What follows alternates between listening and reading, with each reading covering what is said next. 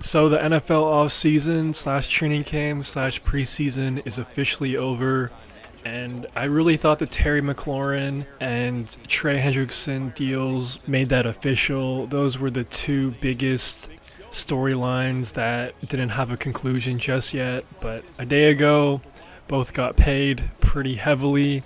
Trey Hendrickson is going to be making 14 mil for this upcoming season. No long-term deal. He is set to become a free agent after this year, but still, a $14 million pay raise is just a big, big W for him and his family. And then you have Terry McLaurin, man.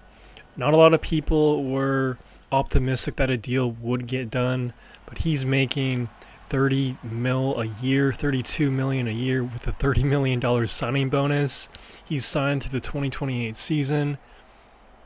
I feel like most people are pretty mixed on that deal. I'm not sure why. Terry McLaurin has been a dog since entering the NFL, and he has gotten it done with garbage quarterbacks. So I think he completely deserves that deal. I know he's not a spring chicken, but he's still pretty young. I'm curious, what do you think about the Terry McLaurin deal? Are you a fan of it or are you not? I just think he's the star player of your franchise. You know, you're still getting over that Dan Snyder era. You got to pay your superstars well. You have to treat them well. So I think it's a good move. And hopefully him and Jaden will continue to be a dynamic duo for the next 3 years at least. Now, I just want to quickly touch on the Redskins slash Commanders. I'm very, very fascinated to see if Jaden Daniels can play a full NFL schedule. In his rookie season, he did miss some time, did get banged up a little, had some rib injuries, and of course, we all know he's a pretty skinny guy and also a mobile guy. So I really want to see if he could hold up for a full season. And I'm curious what you think the Commanders are going to be like for this upcoming season. Do you think Jaden is going to have a sophomore slump? Do you think there's going to be some regression with that team? Honestly, if Cliff Kingsbury didn't come back, I would say 1,000% this team is going to for sure take a step backwards. But they obviously brought back Cliff Kingsbury, so that continuity for Jaden, that offense is going to be great. They added Deebo Samuel. Not saying he's prime Deebo, but still, he's an X factor that can help on third and fourth down, big playability. But I don't know, man. If I had to bet on it, I would say the Commanders are definitely going to take a step backwards just because sophomore slumps are very real, and history has been telling us that for forever, quite honestly. And also the element of what I just touched on, I don't know if Jaden can stay healthy for a full year. So you have the sophomore slump plus his potential health issues.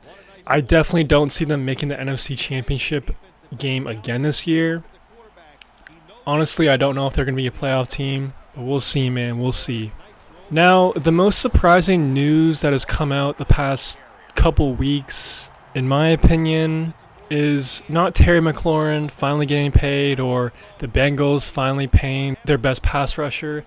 It's actually Kenny Pickett getting traded to the Las Vegas Raiders. I was just really surprised by this move because going into the offseason before training camp, I really predicted and thought that Kenny Pickett was going to be the QB1 week 1 for the Browns. It just makes too much sense.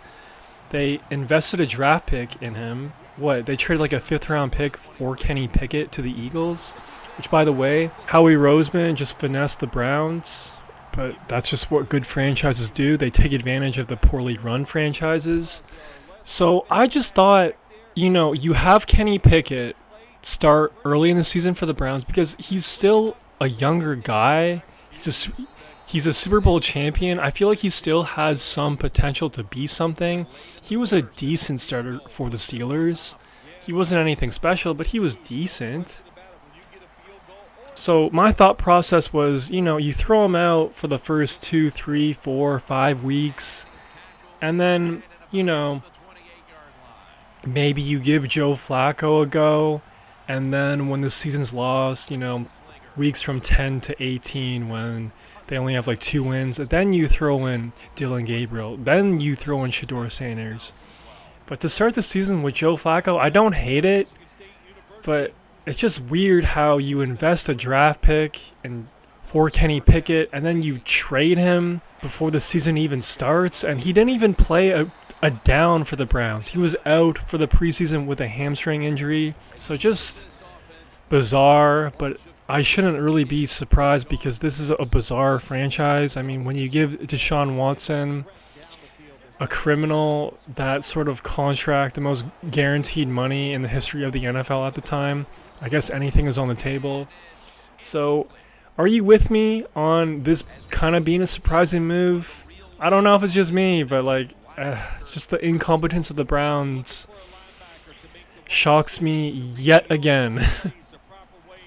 So, going forward with the Browns, man, Joe Flacco is going to get the nod for week 1. And I assume he's going to be the starter until he gets hurt, or if he just plays horribly. And then Dylan Gabriel is going to get a go. Then Shedeur Sanders is going to get a go. You know, there was some talk about Shedeur maybe not making the team, maybe him getting traded instead of Kenny Pickett. I don't know why they didn't do that. I'm not sure, but hey, man, if you're a Browns fan, let me know what you think about this move. Does this make any sense to you? Are you happy about it? Let me know in the comments below. And as far as for Kenny Pickett, he is going to be the QB2 with the Raiders. Recently, Aiden O'Connell broke his wrist, so he's going to be out for a hot minute, many months. So I guess that's why they made this move. They wanted a solid backup behind Geno Smith. We'll see if Geno can have a good season. I don't know, man. I've been on YouTube. I've been on X a little bit, kind of prepping for the season and whatnot, testing the waters, just kind of getting a feel on how everyone is heading into the season. And a lot of people, I feel like, are kind of high on the Raiders right now. And, it's not a crazy, crazy hot take, but, I mean, come on, bro. Geno Smith has only had one good year in the NFL, and that was in 2022.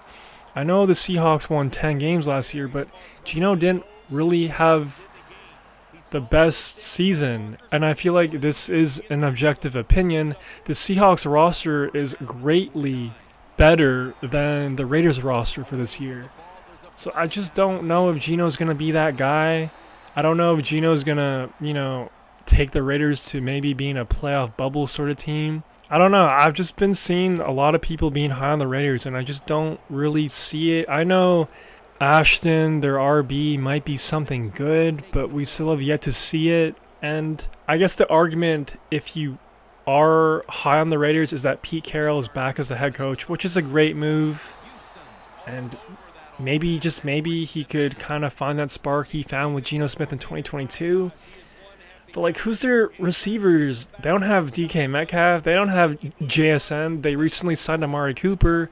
Jacoby Myers actually just requested a trade out of the Raiders. So, I don't know, man. I just don't see it. I know Brock Bowers, Michael Mayer, yeah, they're dogs. But I'm telling you, Seahawks roster and the Raiders roster, it's a big, big difference. So let me know if you are in agreement with me. Are you kind of not buying the hype on the Raiders, or do you think they're going to have a good year this year? And also, they're in one of the most competitive divisions in the NFL, so it's not an easy place to play. But yeah, man, NFL offseason, NFL preseason officially over. It's Tuesday, August 26th. We're just about 9 days away from the opener of the Eagles and the Cowboys. Super hyped, super exciting time. Let me know what you guys think about all this news and everything else in between. If you made this far, please subscribe, like the vid. It helped out your boy a ton. That's all I got for right now. Peace.